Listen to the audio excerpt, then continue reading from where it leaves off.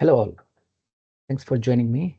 Today we want to talk about the innovation life cycle and how innovation impact our life. And that's how we would like to spend another 45 minutes, how the innovation process happens and what are the things we should take care. So let us start the journey. So before that, I would like to talk about my new book. My new book has launched, and it's for everybody to read it. And it's all about like how in today's world leadership mental agility can be developed and helpful for any individuals who would like to aspire to become a great individual. So that's what the theme of this book.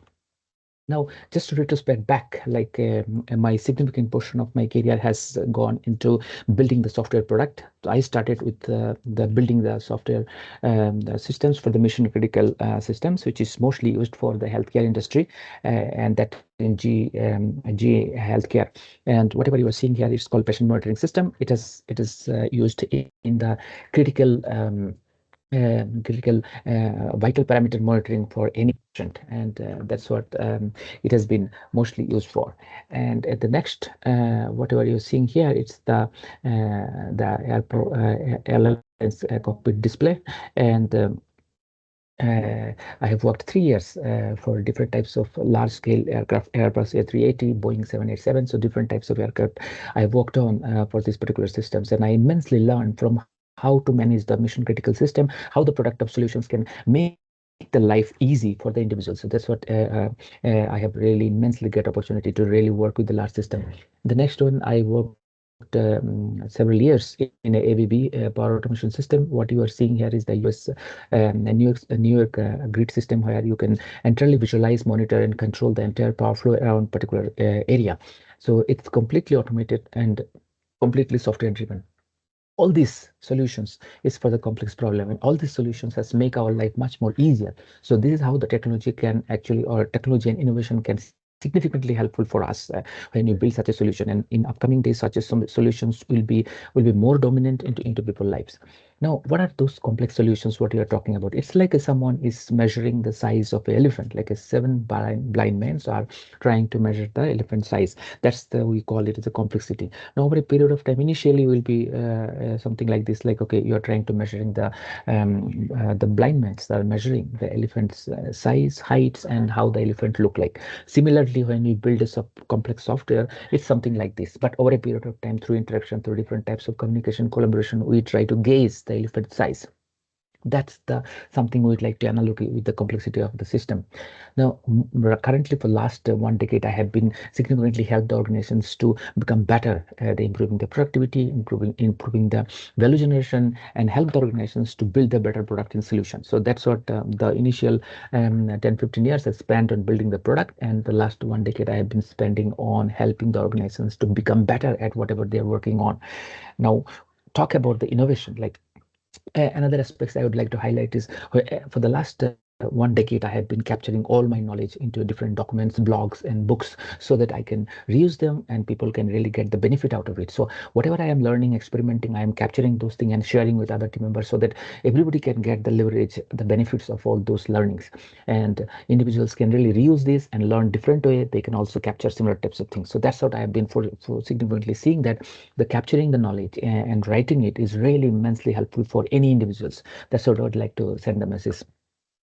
What we are seeing here is actually any solutions is to become a sustainable solution or building a sustainable solution is not easy way, because there are a lot of challenges, there are a lot of blind spot, there are a lot of difficulties every startups, especially when they try to solve a specific problem. It's not easy to establish a particular or basically scale particular solutions. There are a lot of hurdles, and we individuals as always trying to overcome those kind of persistence through persistence and really try to solve this kind of solution. But so it's known that like we are going to get into like a troubles, and we need to consistently try to overcome those troubles by doing a lot of hard work.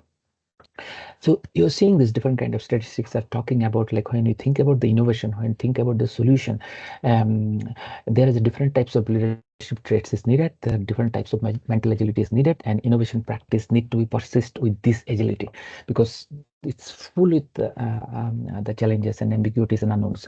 The more and more unknowns we are, we need to be exhibiting different types of leadership skills. So that's what we would like to know. And if you see that varieties of failure, the reason of the failures of any startup organizations or any novel solutions we come out with, it takes times to establish that solution. It takes times to really ensure that we are actually solving a critical problem which masses need. And so for that, we need to really have a patience. We need to have a persistence. We need to have a resilience mindset, which can help the individuals to really overcome some of these challenges. And it's a long journey. It's a long, dark journey which everybody has to overcome. And there is no easy path. There is no solution. There is no structure. There is no formula. But obviously, there are some kind of a guidelines. There are some kind of a high-level process maps which you can use it, and that will help you to really traverse this journey faster. When you talk about complexity, now most of our organizations, most of our current problems are complex in nature, and the definition of the complexities is the emergent nature of the different the agents, and agents interact with the multiple agents and bring out a completely different outcome. And the more number of agents involved, the more complexities in the systems. So individuals or human beings, when you try to solve a problem, they need to deal with these agents. They need to deal with these emergent outcomes. And when they're able to understand these agents and when they're able to resolve these particular things, then they can come out with the novel solutions, and then novel solutions can be scaled. So that's how the complexity demands different types of skill sets. Complexity demands different types of leadership traits. Complexity demands different way of thinking or basically attacking the problem. So that's why when you think about innovation, when you think about creativity, it's full with this the diverse systems interacting with each other and bringing out the different kind of outcome. So we need to really address it. It's completely different mindset, a completely different lens we need to use to look at these complexity issues. I'll talk about different types of examples, like what do you mean by complexity and how to overcome this. So what we are foreseeing that like more and more we need those type of skills where you need to come out with the original ideas. You need to really come out with a proposition which help the individuals to become better at whatever they are doing it. So the creative skills are more dominant in upcoming days, because more of this more most of our routine work will become automatized, and it will be more beneficial for organizations to automatize those particular things and focus on the more value added work. And that is about like, okay, what different we can bring into it, what different way we can solve this problem. So that's how you are seeing this. Most of the skills is needed are creative in nature, and more you practice to develop those particular things, or will be stay relevant in upcoming days. So everybody is, all of us are actually trying to ensure that, okay, what more different way we can enhance these particular skills. And it's the need of the hour, and we need to really significantly work on it. And if we work on it, obviously we will be better at these particular things. So developing creative skills to solve innovative problems. When I think about the innovation, it's all about like how can we bring fresh things into the existence. It didn't exist, but because of your thoughts, because of your ability, you are able to bring into the table, and other people also can contribute, and then it flourish. So basically, original ideas can get flourished by collaborating with different diverse individuals and different diverse people who have a different mindset. We'd like to talk about this. The first invention which has happened is this, the fire. And whatever we are today, it's because of this first invention, like where we first saw the light, flash of light, and how it has transformed our the life over a period of 1,000 years. And that's the DNA which we are carrying, like curious, observant, and bringing into something completely different, which can make our life much more easy with much more improved version. So that's how we need to consistently try to see that, like, what is the things which is initially invisible, but over a period of time you will be able to really come out with new ideas. And that's the trend we should like to continue. 1920, everybody knows this, like the Ford assembly line, like how so many people were working on the assembly line to build this car. And in today's factory, you will be seeing just a machine in the factory. So it's a machine factory, like machine factory building the machine. So more and more we are seeing this, the machine factory, and that's going to be dominating in upcoming days. And that's the betterment for the organization itself, because the most of the routine monotonous work is better to build through automation, and it will improve the productivity. And you are seeing most and more of the agentic AI is also coming to the existence, like where we are seeing this, like more and more we have these bots which is driving the more commoditized things. It's helpful for us. We become much more intelligent, we become more effective, we become more efficient. So that means We need to relook at our job profile. We need to relook at our way of working, like what more can be done, which computer can take over, and then you can actually elevate yourself into the next value proposition. Like what is that in your role? You can elevate yourself to the next value proposition, and that's very essential. And that's how the innovation is so dominant in today's conversation. That's how the creativity is so dominant in our conversation.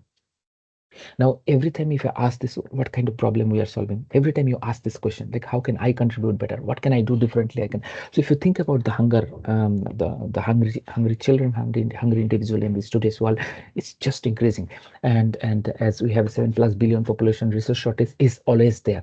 So what can you do to really solve this problem? This is also one of the critical problem which we all of us need to really do something about this particular thing. And every problem needs a different types of unique proposition, because the routine work or basically the problem the solutions what we have, it may not be yielding the kind of result what we are getting. It will obviously outdated over a period of time. So we need to constantly think about it, like how differently I can solve this particular problem. Even in the hunger problem also, we need your intelligence, we need all of us intelligence to solve this problem, and together we can really build a better future. So if this is a mission, like, okay, I would like to do something for this earth and for this human mankind, then you had a certain purpose, then you'll have a certain vision, because then it will help you to really elevate yourself, drive yourself to improve your skills and competency to solve a better problem. So what I'm showing here is the hunger statistics across the world. You're seeing this, the most of the developed nation has come out with their own solutions to really resolve this hunger situation. But if you look at the Asian and African countries, there are still miles to go where we can help them to really overcome this hunger problem. Obviously, you need technology innovation, it need process, you need different types of innovations to overcome some of this problem. And more these advanced countries have continuously innovating in these areas. And that's why you're seeing this most of the blue mark. They don't have this kind of problem. And the most of the Asian countries, we need to really work a lot to overcome this kind of problem.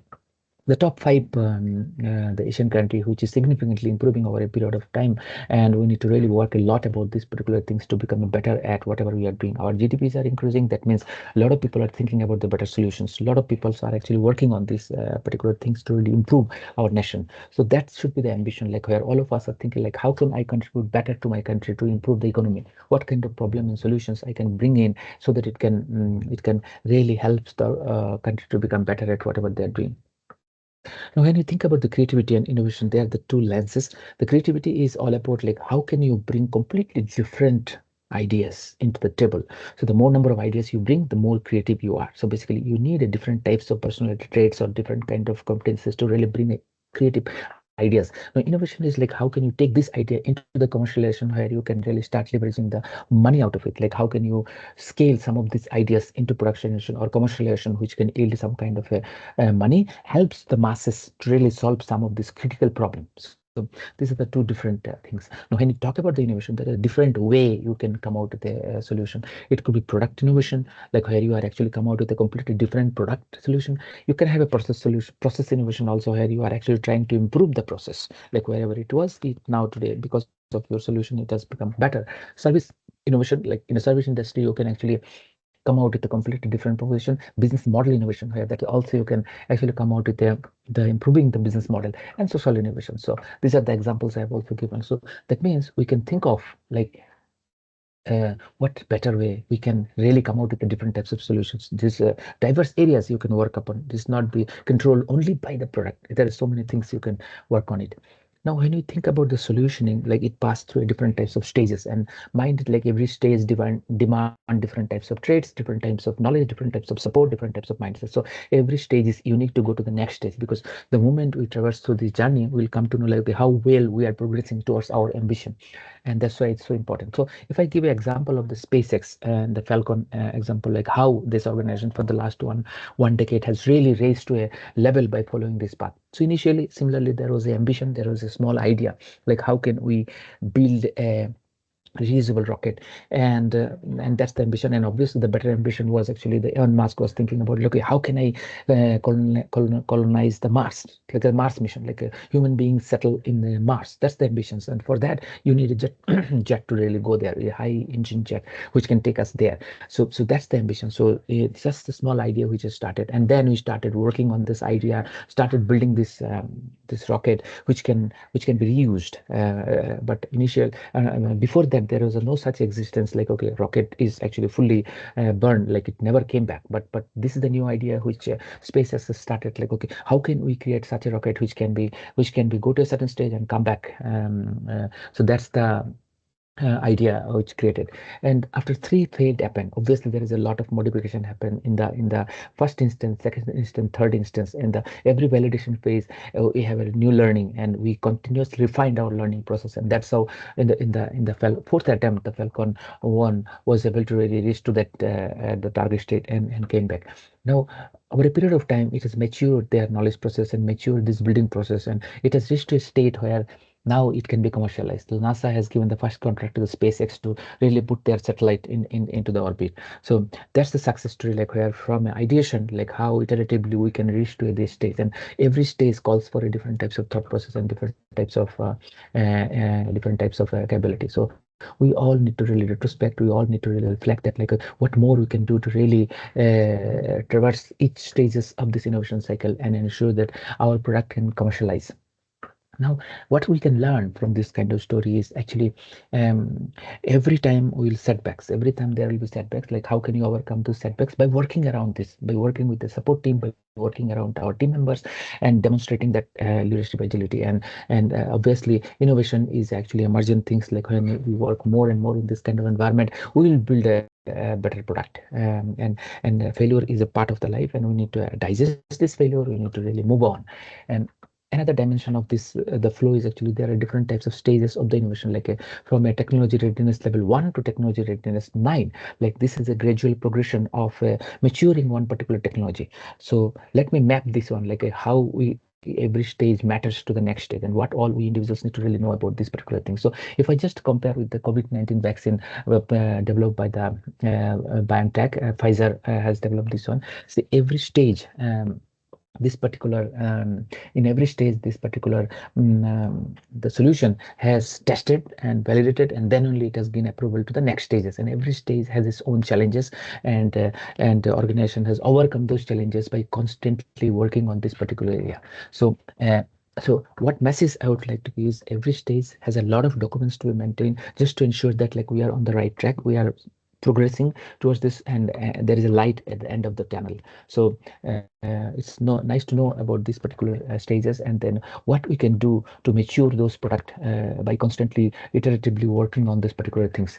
When you think about a self-driving car, like where it is, Google, we have heard that like Google is launching the self-driving car, and where it is. So you're seeing this like and there is a story that, like, okay, it has met with an accident and one person has died. Now it has setback, like so it might have reached to a TRL 6 or TRL 7, but again it has gone back to the TRL 4, where we are again fundamentally validating, like, okay, all the concepts about this car, like how well the car different systems are working, why some of the systems are malfunctioning, and what can you do to make it better so that it become resilient and really ensure that we can build to the product which is robust and which is actually fail proof. So that's how this self-driven car has built. Same thing if I would like to really compare the Dr. Korean, who is actually revolutionized the white revolutions about the milk. Like initial we had a lot of struggle about the milk. We used to import the milk at certain time, but Korean has completely come out with a different proposition, working with the Gujarat communities, and then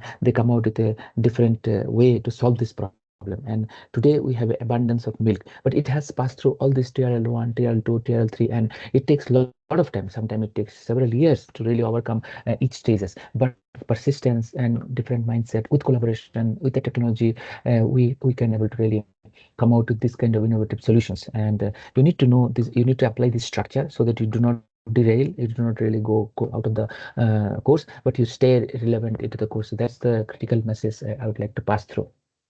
Now, whenever we think about the innovation, it has a lot of challenges. The major one are I have highlighted, but there are many challenges every individual has gone through for the last 1 century, because a lot of new product has come out with after overcoming of these challenges. Now, the value of breadth is very crucial. Resource crunch is another thing, and the inability to visualize like what is upcoming as a danger. So, we individual when you work on the process innovation, you need to really careful about these particular things. Like, are we really facing any of these things? You will not know that like you are facing all these things, but over a period of time when you work with them, you will be definitely able to identify this. So it's needed different types of mental traits, it needed different types of support systems when you are in value of death, when you don't know like your product is failing, when you are obviously seeing that your product is failing, and why it is failing, and what can you do differently to ensure that our product doesn't die. We have a lot of the plant is not dying, you are pouring water, you are pouring minerals so that it does not die. So resource and ability to foresee the risk is one of the element. Sometimes sometime knowledge scarce is also one of the element, like when you see that like someone is recommending some suggestion, but you are so blinded on your own work that you don't have any time to really see through that, like certain novel ideas are coming. So that's it is important that to keep your ears open, keep your eyes open, and welcoming those suggestion, experiment with those suggestion, and see that like if these things can be helpful or not. Moderna is similarly another one, like a COVID-19 vaccine, but it has also undergoing similar kind of challenges, but it has overcome. At certain point, they didn't have any roadmap in terms of like they don't know where it is stuck, and then government has really helped. A lot of scientists has worked together to overcome some of this barrier, and really it is successful over a period of time. But it has to really pass through a different types of challenges, and all those challenges we need to be persistent, we need to support it, we need to really ensure that we are in the right track. There is indication that the light is in the end of the tunnel. I want to highlight about the post-it note also. Like it has also started like in Dr. Silver has worked in 1960s to really develop one particular adhesive, which is very good adhesive he was trying to create. But he realized that he come out with one particular adhesive which is lightly sticking, and then he got frustrated and he said, what is the use of these particular things? This adhesive is not at all sticking. So then in 1970s, Dr. Fry has taken that model to take it further. And he was actually in one of the charge when he was actually getting problem for his note. Like note is always falling down, and he's need to really manage so many different types of notes, and he's really getting irritated. Then it got triggered in his mind that like, how about Dr. Silver's light adhesive? I can use it, and he started using this in his work, and he started demonstrating and showcasing it to others. But it was not getting well accepted. Like it was not seeing individuals or the organizations management didn't find any reason to use it. Like they are saying, why should I use it? Where is the purpose? How it's going to sell it? It took, let's say, 20 years to scale this particular solution or convince the management to really invest more on these particular things. There are a lot of setbacks, but it's now after 1980s, every individual knows about what is posted, and it was one of the 3M's major successful program. Today, any surgery you go in, any healthcare product, if you look at it, you'll see this like 3M sticky is already there. So it's full with challenges, but we need to really see that like what are the different way I can use this solution. How can you talk to other team members? They might have some unique ideas which can they can get benefit from this one. So collaboration is the one of the key, and persistence is another thing I would like to say myself. So someone may be telling you like, okay, this is the great product, but ability to communicate it to the users, like okay, how they can use it and really bring all of them in the same page is one of the critical things. The communication, collaboration is the critical thing. Otherwise, people will just refuse to accept your solution, and they may say it's no use. And a lot of product dies immaturely because we can't communicate it convincingly that okay, what benefit it can bring into the table. It's one of the important lessons. And so this failed adhesive is actually one of the successful program. And what is the three takeaways? It is not a straight line, it is always full with different kind of non-linear path. um, you need to always constantly think about like a creative way of solving it, and embrace failure. It's one of the essential elements in the journey of this innovation process. I want to talk about one of the important tool. It's called design thinking tool. For last 1 decade, this tool is extensively used in many come out with a many unique proposition. And this tool has a very unique approach, which is actually really helping the organizations to really resolve some of this critical problem. So it is a two-part: the problem area and the solution area. So it says this like human mind when cannot be simultaneously link at the same time problem and solution, because it will mashed up, it will actually not able to really distinctly come out with a better solution. So when you think about the problem space, just think about the problem, and when you are in problem, empathize with the individuals and try to see that like do you really understand the problem better, what all techniques you are using to really ensure that like you understand the problem better, and then move on to the solution domain and really think only about solution. Like when you have this problem, what all solutions you can bring out with all technologies, with all solution minded people. Sit with them, understand, and then and see that.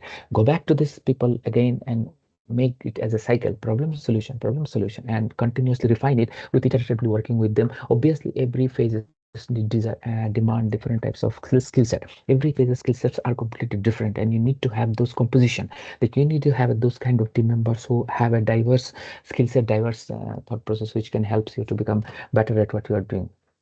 The Spotify, every all of us are using the Spotify, and Spotify, you know how easy it is to use this solution, and everybody is it's everybody's hard because they could able to really crack the puzzle, like they could able to reach to the mind of the people where they are exactly need what they want.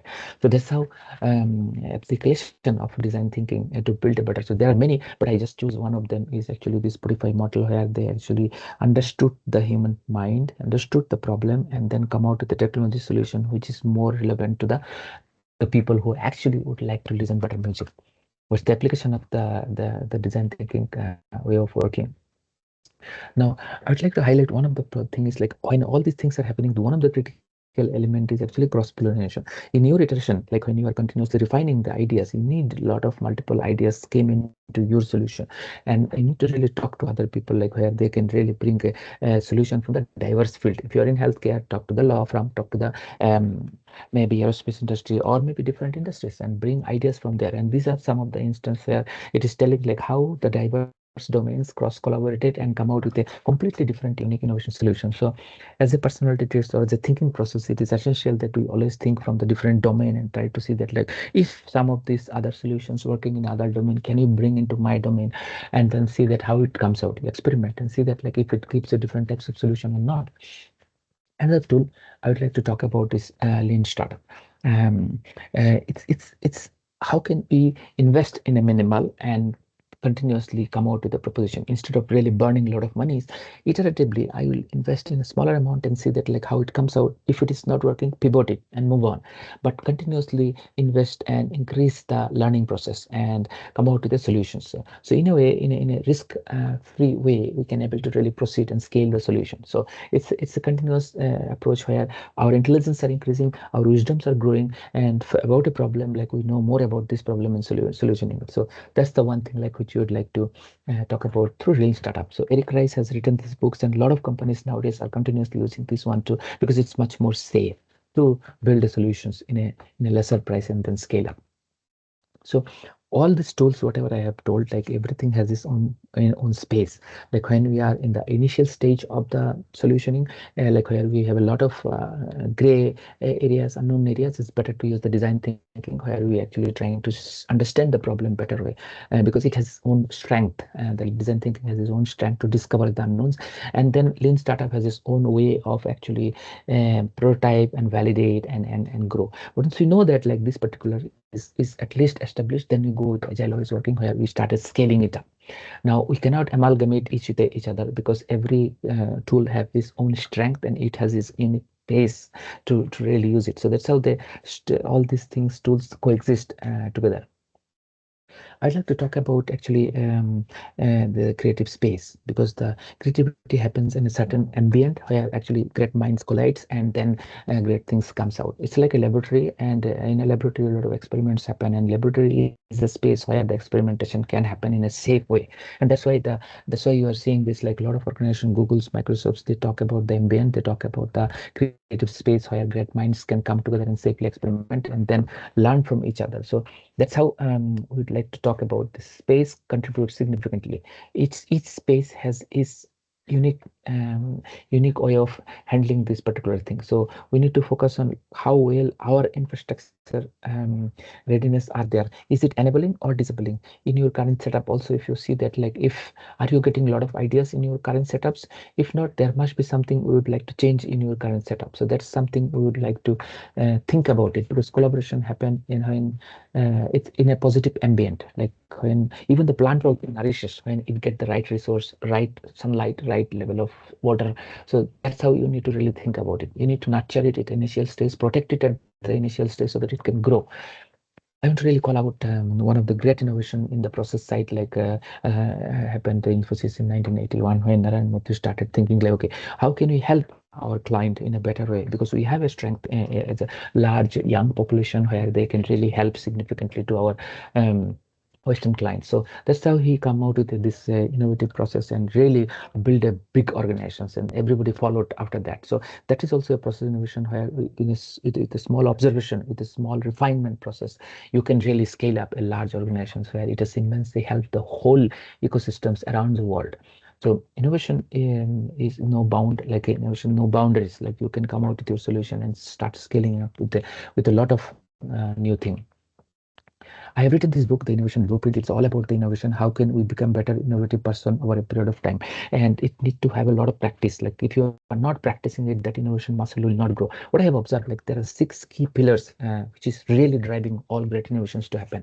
The collaboration, like you need to have the ability to interact with the diverse individual, irrespective of the caste, culture, and everything. You need to should have ability to really talk to them, understand about their mindset, and how well you can leverage each other's power. Like you need to have a complementary skill where you are actually supporting each others to come out with a better value proposition.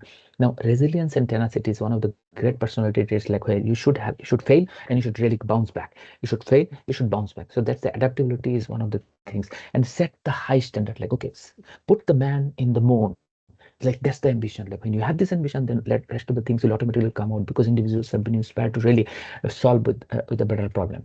So that's how we need to really ensure that like all these six pillars, and obviously the passion, the more passionate you are, it's quite obvious that you will be able to really come out with a lot of profession because you will spend a lot of time, you'll be discovering, you'll be experimenting, you'll be learning, you'll be actually sharing. So like this will be actually all this process will really make you more strong and more future proof.